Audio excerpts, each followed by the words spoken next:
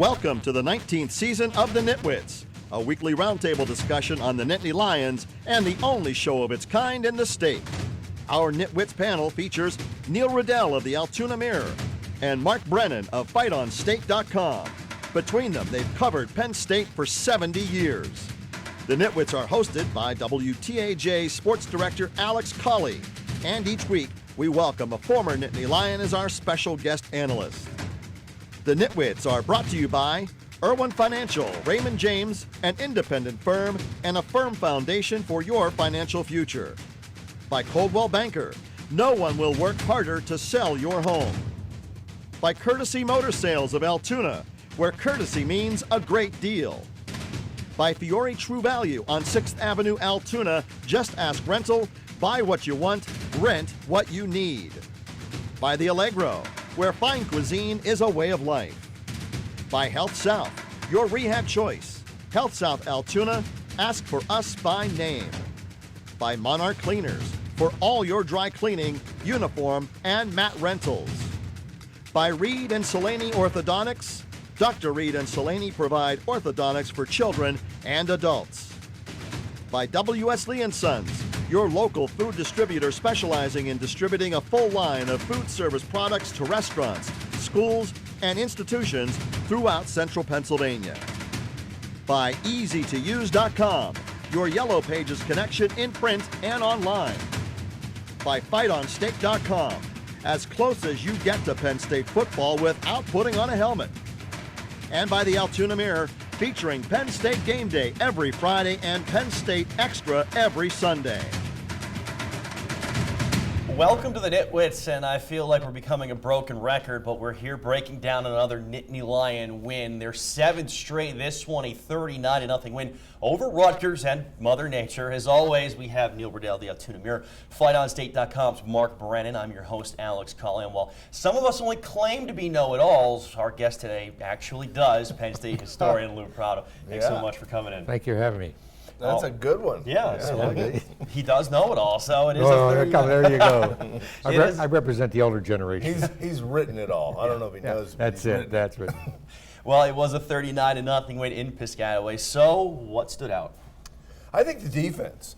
Right away you get a special teams mistake and you cough it up on the road. I mean, you realize there was no atmosphere there. What a unique scene to end the game with almost no Rutgers fans around. But the defense stood up right immediately, burst through, for a 7 or 8 yard loss right away. They get a missed field goal, kind of dodge a bullet. Rutgers got no early momentum. I mean, hey, let's face it, Rutgers is really a long way away, but I thought Penn State's defense was the story. Yeah, I mean, you don't want to see Miles Sanders fumble the opening kickoff, but in terms of setting a tone, the way the defense came out, it was really impressive. The thing, we were talking on the way back today, they had over 30 guys make tackles, but nobody had more than 5 tackles. So this was a real team effort across the board. A lot of guys making plays, which is, you think about a long night, cold, it's tough out there. They came out and they did a great job, and especially with the offense not playing particularly well in the first half. Once Penn State got up 9-0, you had to sense that game was over because the defense was playing that well. And that's where I come in. I say, watching it for the TV at home, the offense seemed out of sync for pretty much a lot of the game into the third quarter. I mean, when the punt was blocked, that turned the game around to give the offense momentum. But even McSorley just seemed out of sync. He was overthrowing the receivers, underthrowing the receivers. And it was interesting listening to our famous Matt Millen doing the analyst, and he said the receivers weren't getting separation. Now, you might have noticed that more than I did. But the only complaint I had, the big complaint I had, was why McSorley was still in when the game was obviously out of hand and at bad weather and all that. And Mark made a note of that, I think, in your column. But I'm saying, put Stevenson, get him the experience, finally put him in. But if McSorley gets hurt, that team's a different team. Yeah, I think that's the point. I think he could have gone in at least one series sooner. Millen has been talking about their receivers and their lack of separation. Tough night to throw. in the wind. Not only the cold, but it was really, really windy there. And he had a couple shots early that he underthrew. He underthrew Barkley. Not a great night for McSorley. We were a little spoiled these last 4 or 5 weeks. He's been leading the country in yards per completion. But that's the beauty of your defense stepping up and playing well. I mean, I don't want to argue against Matt Millen, but there was separation. I mean, Saquon Barkley was 8 yards behind a defender, but on that sort of night, and the weird thing was, it was a swirling wind. You never seemed to know which way it was going. So I think you give McSorley a little bit of a pass. I was surprised they passed as much as they did in the first half, but that's where we go back to the defense.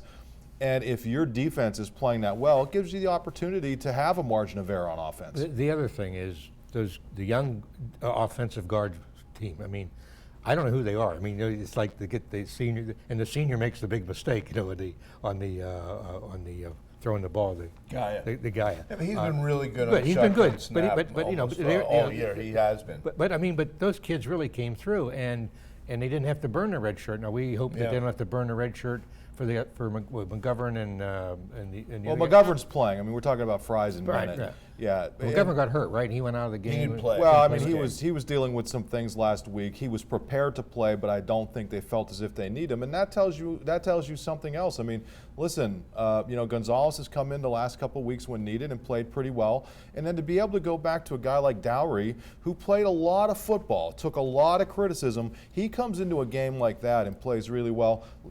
We've credited Moorhead, and rightfully so, because to me, he's the guy who's made a huge difference here.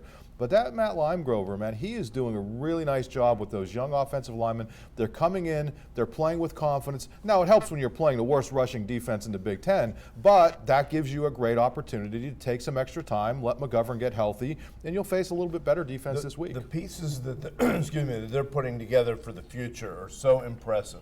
They really only lose 5 senior starters, including the long snapper.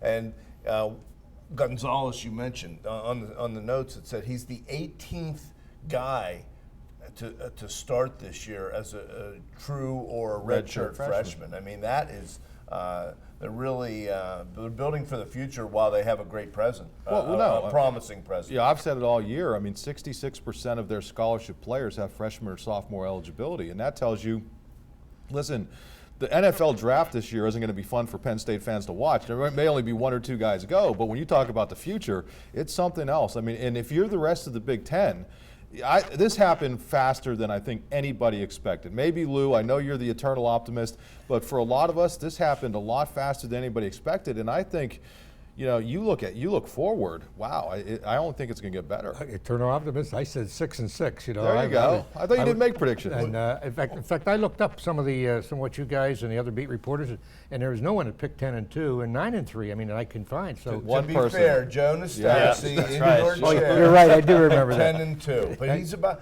Seriously, most people were about 7-5. Yeah.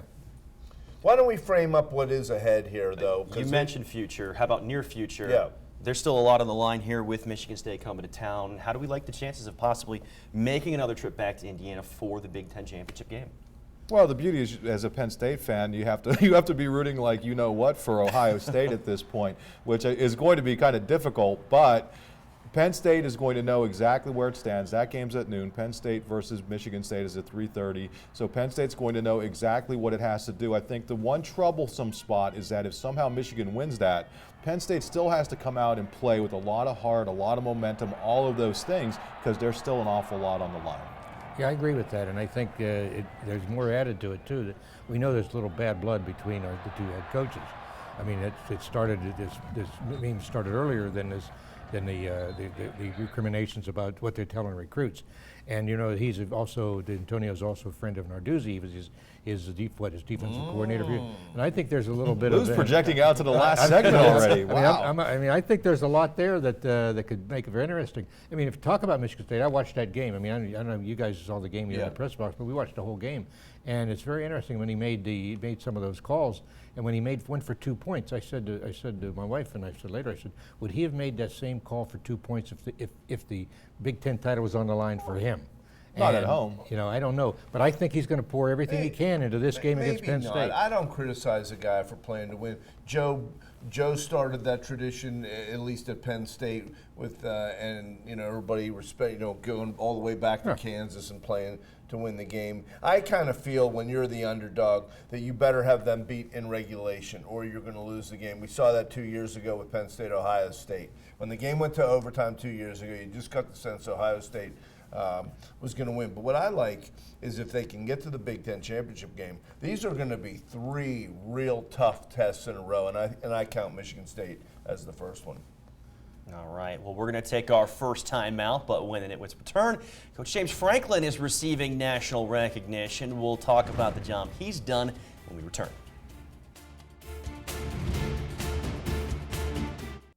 The Nitwits are brought to you by Irwin Financial, Raymond James, an independent firm and a firm foundation for your financial future. By Coldwell Banker, no one will work harder to sell your home. By Courtesy Motor Sales of Altoona, where courtesy means a great deal. By Fiore True Value on 6th Avenue, Altoona, just ask rental, buy what you want, rent what you need. I'm Sam Ficken from your Penn State Nittany Lions, and you're watching the Nitwits. Welcome back, and with all the coaching changes this offseason, it was Coach Franklin screaming, all is well, and here we are talking about Big Ten championship games, college football playoff rankings. So he's now being mentioned among the top coaches in the game as far as the Munger Coach of the Year awards. So gentlemen, does he belong in the discussion with the Sabins, the Myers, and does he deserve this award? I'm thinking absolutely. I mean, Saban, it's almost like he's built a program. He's our worst enemy in terms of these awards. Yeah, but I wonder if Alabama would happen to lose to Auburn this week, will they fall to 2? Right. How far will they fall? But I think James has done a better job than Meyer. I think he should be the Big Ten Coach of the Year for sure. And they named 16 semifinalists. So Yeah, who would have surprised me that he who would have made that expected list. it? I mean, none of us expected it, and you wrote about it, the criticism he come under, particularly the fans. He's still not loved by the fans, and some of the fans, because not all the fans. But he's trying. I mean, there's doubt about it. He's a great recruiter, and he's got a staff, and that's what Joe won Coach of the Year a couple of years, but he didn't have that good staff. He wouldn't have won it either. I mean, that's what makes a good. He makes some of the decisions, and let's say, as Mark said earlier, the best hires for the Moorhead and Lime Grove were great hires, and he promoted your Altoona guy to be the defensive coordinator, and things have clicked. But it still comes down to the players, and the players believe in him. And as long as the players believe in him, and you're around the players more than I am, it seems that they really believe in the coaching staff more than they have in the last few years. I think when you're framing these debates on who should be Coach of the Year, you also have to look at where Penn State has come from. I know that's kind of the elephant in the room, but it's true. I mean, you're looking at a situation that people talked about unprecedented sanctions, and as recently as a couple years ago, we were probably thinking it was still going to be 8 or 10 years till they got to where they are now. Now, even though they got the scholarships back, as I mentioned earlier, that just doesn't translate immediately. You wouldn't figure it would because there's so many young players, but you think about the youth, you think about the injuries that they've overcome. I can't believe anybody's done a better job than this guy. Agree. And one thing that bothers me when you evaluate coaches is when you take somebody who's like a good bench coach who doesn't necessarily recruit that well. Everybody says, boy, what a good coach he gets. He gets a lot of his out of the talent that he has. Right. But they don't, to a guy like Franklin, who's more of a CEO and a great recruiter, they don't give him the credit and say, because isn't it your job to get talent? And he's doing that. And let your assistant coaches coach. People were complaining about him in September and the last couple years, and now they want to give Moorhead and the other coaches the credit. I think Franklin is the guy that really deserves the credit. But where Franklin gets the credit is because he realized that the last 2 years their offense was horrible, and he made the decisions that needed to be made, which we hadn't seen around here in years. I mean, people, Joe, they had one coaching change in the last 7 years of his career. And I think there's something to be said to having more rollover within your staffs. It's not necessarily a bad thing, especially with the offense. He went out, he knew what he had wasn't working, identified somebody who he thought would be a great fit, and it turns out he was a great fit. So yeah, you can say the offense is Moorhead's, but it's not there without James Franklin making that move, and it's not there and defense isn't playing well without Franklin having the common sense to promote pride from within. Well, you asked earlier too when you were putting this together about what other great coaching jobs were like, and I said, you picked 85 because. Yeah. You want to explain why you picked 85? Well, Because I disagree with Joe you. brought the program the whole way back from 6-5 in '84. They really had come off '82, and no one really expected that. And they won all their close games, and they were in the national championship game 3 times in 5 years. I think to me that may be the single best season, but all of them would stand behind 2012 and what Bill O'Brien did. But I think 85. Bill O'Brien should have been coach of the year for Well, what he he was. did. Well, yeah, he was, wasn't he? Yeah, national. I don't know it coach all, of so the yeah, year. forget about this stuff.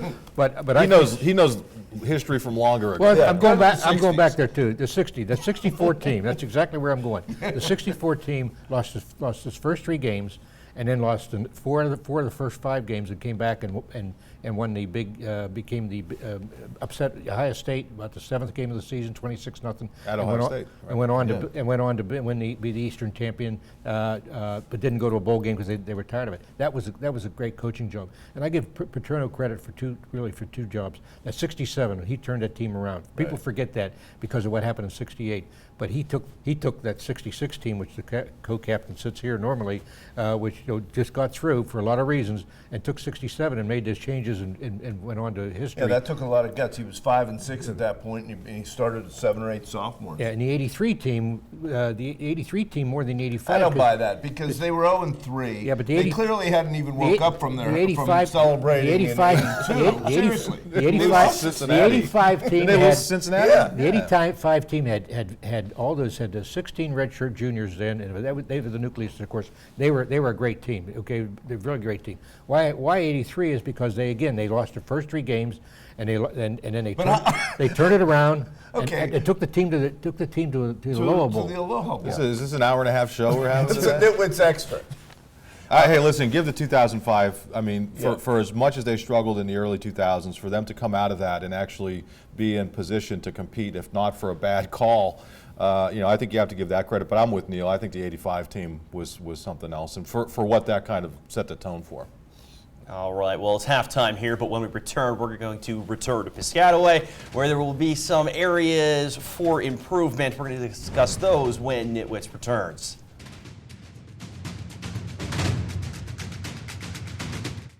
The Nitwits are brought to you by the Allegro, where fine cuisine is a way of life. By Health South, your rehab choice. Health South Altoona, ask for us by name. By Monarch Cleaners, for all your dry cleaning, uniform, and mat rentals. By Reed and Selaney Orthodontics, Dr. Reed and Selaney provide orthodontics for children and adults.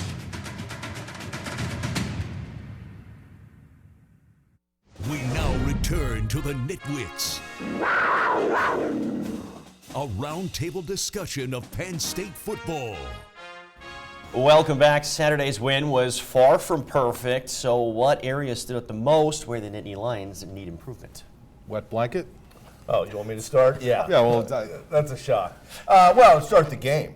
We've seen kickoff returners. They're trying to catch the ball here. I mean, aren't you supposed to get your hands, palms up and catch it and be on the move rather than fading back like a center fielder? I think that probably ought to be addressed. I know we're nitpicking a little bit. And the other thing about Rutgers that trip is they only have 2 bathrooms in their whole press box. I think that needs to be addressed. I thought the worst part was Neil's ongoing Twitter beef with different people that he won't back his way out of. But listen, seriously, on special teams, they had some amazing special teams in that game in terms of Davis and Gilligan and what they did. But as you mentioned, you have a fumble on a kickoff return. You allow a longer kickoff return. And then a bad snap, or a mishandled snap. So there were some things that went wrong there that you really have to tighten up. It's not going to make a difference in a 39-0 game, But as you get into these tighter games, if you're lucky enough to make it into a Big Ten title game or one of these New Year's Six or whatever, those are the things that are going to be real. You did have a punt block too, which was a big Right, play. right, yeah. I also think they have to be ready to go at the beginning and not make those mistakes. I mean, they're a second half team, right? Well, he says he doesn't like to be a second half team, but then become a second half team. I like them to be a first half team, okay? Come out there and a second half team. But they do make great adjustments. But to me, I don't know why. There just seems to be something going on in that first half that they're not sometimes with it right away. I mean, look how they come. Mostly on the road, too. Yeah, come behind. I'm going to add something right now that the one thing, my son watches the games from Cincinnati when he gets a chance, and he said one thing. He said, and I think this is this team. If I'm doing another chapter of a book to identify this team, they never quit. And I think that's the identity of the team. So if all these things we're coming up with, they never quit. I mean, we're talking about the special teams and the things they have to do, yet that great kick that the punter made into the win, and having Garrity back there, even though I know people don't, Garrity's slow. I mean, having Garrity down there was the perfect thing. He's sure hands. I mean, so, I think, also speaking for the fans, I know when I'm around a lot of the fans, and I can't tell what goes on at the quarterback club meetings, but I'm telling you one thing goes on, is they question this. Some people always bring up tackling. How can you? And he says it's hard to teach tackling when you don't have that much time, and you don't have in the current regulations you can't have them hitting all the time. Yeah, it was a shame to see Vaughn Walker get hurt yesterday. He's been a really good kid and a great leader. And we don't know maybe the extent of it yet, but that was too bad. Listen, the one thing about Vaughn Walker, you think about a guy who came here as a walk-on when this program was in some trouble, and really did anything they asked. Running back, return kicks, tackle people, serve as a captain. That guy was one of the heroes of this program, and still is. I mean, don't take it too far, but it looked like he was bumped up pretty good, and our hearts go out to him. And Naeem Wortman, Paris Palmer, some of these veterans. We're going into senior day. A lot of guys gave a lot to this program. I think we have to respect all of them, especially those guys who were injured and won't play this week. All right, well, when we return, we're going to take a look at Senior Day, Penn State's home finale for the 2016 season. Michigan State coming to Happy Valley. Nitwits will be right back. The Nitwits are brought to you by W.S. Lee & Sons, your local food distributor specializing in distributing a full line of food service products to restaurants, schools, and institutions throughout central Pennsylvania. By EasyToUse.com, your Yellow Pages connection in print and online. By FightOnState.com, as close as you get to Penn State football without putting on a helmet. And by the Altoona Mirror, featuring Penn State Game Day every Friday and Penn State Extra every Sunday. It's prediction time. 3-8 Michigan State team heading to Beaver Stadium to meet the Nittany Lions. 3:30 kick. How do we see this one shaking out? Well, Jack Ham came up before the game and said, "What are you more shocked by, Penn State or Michigan State?" I'm more shocked by you getting another Nitwit of the week. Yeah, sorry. Mike picked a shutout, and I tried to offer him up half of mine. Brendan said we can't rewrite the rules, so we'll do that in the offseason. Want to wish everybody a happy Thanksgiving. I think it's going to be a tough game. I'm going to say Penn State 27, Michigan State 23. Wow. Thanks for taking up almost all of our time here. Right. You know what? I think I'm going to go back to what Lou said. I think there might be a little bit of bad blood at an offensive lineman score a touchdown. I thought that was classless. I think that's a classy program, but I didn't like that last year. I think these guys are going to be playing with some motivation. So I'm looking for Penn State to play well on Senior Day. 31-13, Penn State. Whoa. Yeah. Well, I'm going to be a homer. As Mark knows, I don't really like to pick this, but I looked at what the point spread was, 14 points, and I figured the guys in Vegas, if I ever wanted to bet, I'd go out there and bet, live out there. But I'm going to pick 38-17. All right, and I don't want to do any squeezing because I hear Jamie did that last week. So I'm thinking Penn State 33, Michigan State 17. PSU pulls away in the second. And again, Nitwit of the Year standings. It's very, very close. So Neil Riddell getting one there last week. So we'll see who's right next week when Michigan State comes to town. Thank you for watching. We'll see you back here next week.